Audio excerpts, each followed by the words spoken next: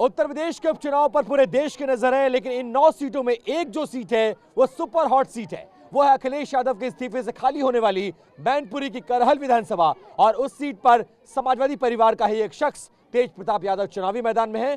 हमारे साथ बातचीत करने के लिए आजमगढ़ के सांसद धर्मेंद्र यादव हैं। धर्मेंद्र जी, लगातार नुक्कड़ सभाएं हो रही हैं, लेकिन आज इस बीच खबर यह आई कि 13 तारीख को नहीं, अब चुनाव 20 तारीख को होगा। कैसे इस फैसले को देखते हैं आप? ये बीजेपी के डर का फैसला है। और जैसा मिल्कीपुर के चुनाव में भी आप सब जानते हैं, जिस तकनीकी कारण से चुनाव रोका गया, अगर बीजेपी के लोग चाहते तो चुनाव मिल्कीपुर का भी हो रहा होता।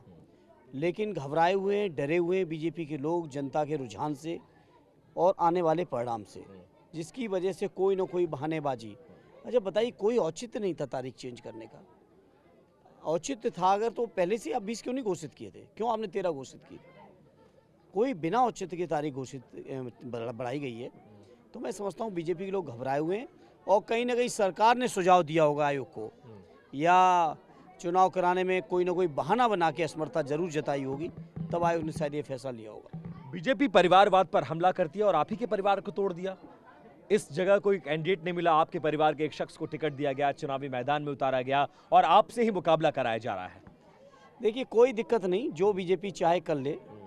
सबके बावजूद परिणाम वही आना जो आता रहा है। आदरणीय राष्ट्रीय अध्यक्ष जी बहुत बड़े वोटों से जीते थे। आदरणीय डिम्पल जी के 2 चुनाव हो गए, बाई इलेक्शन भी हुआ, जनरल इलेक्शन भी हुआ। तीनों चुनाव की आप लीड देख लिए करहल विधानसभा की, और मुझे उम्मीद है कि उससे भी बड़ी लीड इस उपचुनाव में होगी। कितना मुश्किल होता है पार्टी और परिवार में जब एक को चुनना? जब ऐसा सब कुछ हुआ तो आप लोगों ने अनुजेश यादव को समझाने की, मनाने की कोशिश, क्या ऐसा हुआ, क्या ऐसा उनको नहीं मिला कि वो उधर चले गए? देखिए, ये बीजेपी के सदस्य तो वो 2019 के ही चुनाव में हो चुके थे।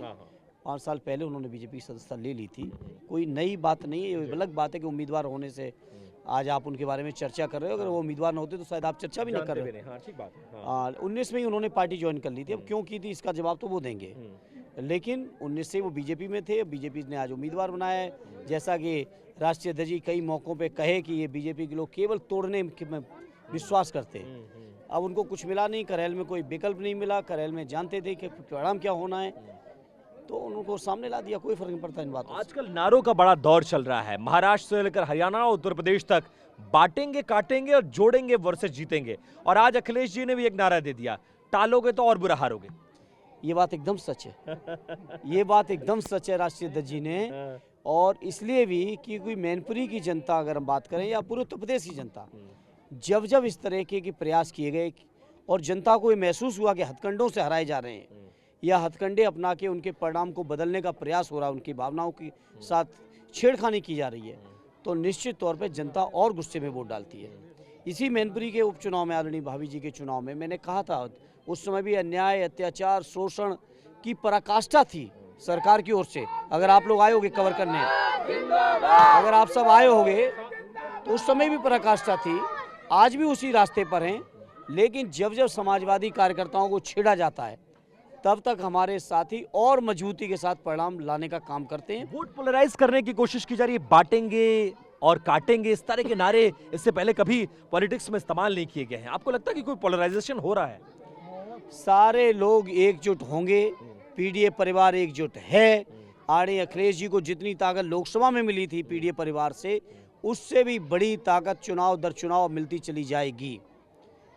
ये मैं आपसे बहुत जिम्मेदारी से कह रहा हूं। और आज आप मेरी बात माने या ना माने, समय के साथ जब जब चुनाव परिणाम आएंगे तो आप मेरी इस बात को जरूर याद रखिएगा। अंतिम 2 सवाल। इलेक्शन की डेट्स को टालना कोई इंपैक्ट करेगा इलेक्शन पे? आप लोग को नुकसान होगा ऐसा लग रहा है? नहीं, हम लोगों को कोई नुकसान नहीं होगा, बल्कि हमारे लोगों को इस बात का एहसास है कि आज जो पीडीए परिवार एकजुट है, जो समाजवादी पार्टी के पक्ष में परिणाम देने को तैयार बैठे या मतदान करने को तैयार बैठे, उनकी भावनाओं को आहत करने की नीयत से, हथकंडे अपनाने की नीयत से, शोषण, अत्याचार, पुलिसिया और सरकारी अत्याचार करने की नीयत से इस तरह के फैसले सरकार करवा रही है।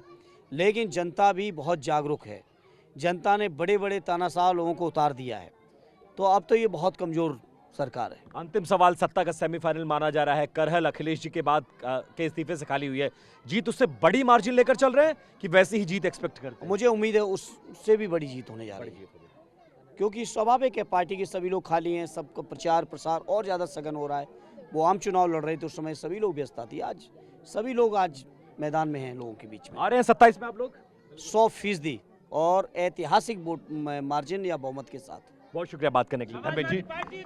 आजमगढ़ से सांसद धर्मेंद्र यादव जो कि इस समय मैनपुरी में मौजूद हैं और चुनाव प्रचार में व्यस्त हैं और पूरे कॉन्फिडेंट नजर आ रहे हैं कि न सिर्फ चुनाव जीतेंगे बल्कि 2027 में उत्तर प्रदेश में सरकार भी बनाने का दावा कर रहे हैं। कैमरा पर्सन सुभाष के साथ विपिन चौबे, TV9 भारतवर्ष, मैनपुरी, उत्तर प्रदेश।